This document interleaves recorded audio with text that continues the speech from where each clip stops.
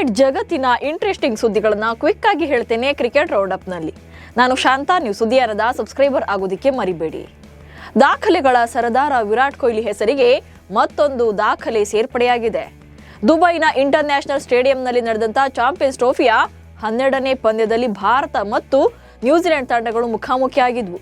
ಈ ಪಂದ್ಯದಲ್ಲಿ ನ್ಯೂಜಿಲೆಂಡ್ ಪರ 9ನೇ ಕ್ರಮಾಂಕದಲ್ಲಿ ಕಣಕ್ಕಿಳಿದ ಮ್ಯಾಟ್ ಹೆನ್ರಿ ವಿರಾಟ್ ಕೊಹ್ಲಿಗೆ ಕ್ಯಾಚ್ ನೀಡಿದ್ರು.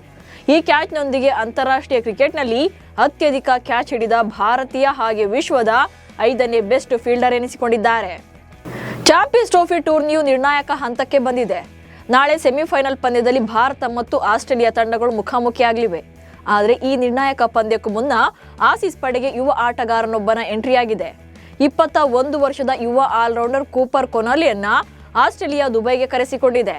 ಕೂಪರ್ ಹಿಂದೆ ಆಸ್ಟ್ರೇಲಿಯಾ ಪರ 6 ಪಂದ್ಯಗಳನ್ನಾಡಿದ್ದಾರೆ.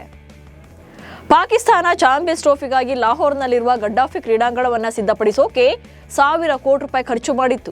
ಆದರೆ ಇತ್ತೀಚೆಗೆ ಲಾಹೋರ್ನಲ್ಲಿ ಬಿದ್ದ ಮಳೆ ಪಿಸಿಬಿಯ ಕಳಪೆ ಕಾಮಗಾರಿಯನ್ನ ಜಗಜ್ಜಾಹೀರು ಮಾಡಿದೆ. ಗಡ್ಡಾಫಿ ಕ್ರೀಡಾಂಗಣದ ಮೇಲ್ಚಾವಣಿ ಸೋರ್ತಾ ಇರುವಂತಹ ವಿಡಿಯೋ ಸಾಮಾಜಿಕ ಜಾಲತಾಣಗಳಲ್ಲಿ ವೈರಲ್ ಆಗ್ತಾ ಇದೆ. ಗಡ್ಡಾಫಿ ಕ್ರೀಡಾಂಗಣದ ವಿಐಪಿ ಕಾಂಪೌಂಡ್ನ ಶೌಚಾಲಯದ ಚಾವಣಿಯಿಂದ ನೀರು ಸೋರ್ತಾ ಇದೆ. ಭಾರತ ಮತ್ತು ನ್ಯೂಜಿಲೆಂಡ್ ನಡುವಿನ ಪಂದ್ಯದ ವೇಳೆ ಸ್ವಾರಸ್ಯಕರ ಘಟನೆಯೊಂದು ನಡೆದಿದೆ. ಈ ಟೀಮ್ ಇಂಡಿಯಾ ಬೌಲರ್ಗಳು ವಿಲಿಯಮ್ಸನ್ ವಿಕೆಟ್ ಪಡೆಯೋಕೆ ಹರಸಾಹಸ ಪಡ್ತಾ ಇದ್ರು.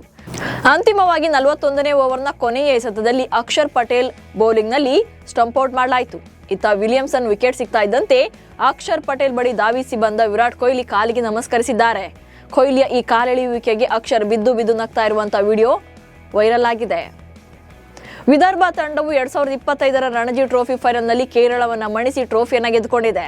ಕರುಣ್ ನಾಯರ್ ಮತ್ತು ದಾನಿಶ್ ಮಾಲೆವಾರ್ ಅವರ ಅದ್ಭುತ ಬ್ಯಾಟಿಂಗ್ ವಿದರ್ಭದ ಗೆಲುವಿಗೆ ಕಾರಣವಾಯಿತು. ಮೊದಲ ಇನ್ನಿಂಗ್ಸ್ನಲ್ಲಿ 37 ರನ್ಗಳ ಮುನ್ನಡೆ ಪಡೆದಿದ್ದಂಥ ವಿದರ್ಭ ಡ್ರಾ ಆದರೂ ಕೂಡ ಮುನ್ನಡೆಯ ಆಧಾರದ ಮೇಲೆ ಗೆಲುವನ್ನು ಸಾಧಿಸಿತು. ಇದು ವಿದರ್ಭದ 3ನೇ ರಣಜಿ ಟ್ರೋಫಿ ಪ್ರಶಸ್ತಿ. ಕಾಂಗ್ರೆಸ್ ಪಕ್ಷದ ರಾಷ್ಟ್ರೀಯ ವಕ್ತಾರೆಯಾಗಿರುವಂತಹ ಶರ್ಮಾ ಮೊಹಮ್ಮದ್ ಭಾರತ ಕ್ರಿಕೆಟ್ ತಂಡದ ನಾಯಕ ರೋಹಿತ್ ಶರ್ಮಾ ಅವರ ದೇಹದ ಬಗ್ಗೆ ಕಮೆಂಟ್ ಮಾಡಿದ್ದಾರೆ. ಇದು ವಿವಾದಕ್ಕೆ ಕಾರಣವಾಗಿದೆ. ಶರ್ಮಾ ಅವರು ತಮ್ಮ ಎಕ್ಸ್ನಲ್ಲಿ ಪೋಸ್ಟ್ ಮಾಡಿ ರೋಹಿತ್ ಶರ್ಮಾ ದಪ್ಪಗಿದ್ದಾರೆ, ತೂಕವನ್ನ ಕಳೆದುಕೊಳ್ಬೇಕಾಗಿದೆ, ರೋಹಿತ್ ಭಾರತ ಕಂಡ ಅತ್ಯಂತ ಪ್ರಭಾವಶಾಲಿ ಎಲ್ಲದ ನಾಯಕ ಎಂದು ಬರ್ಕೊಂಡಿದ್ದಾರೆ.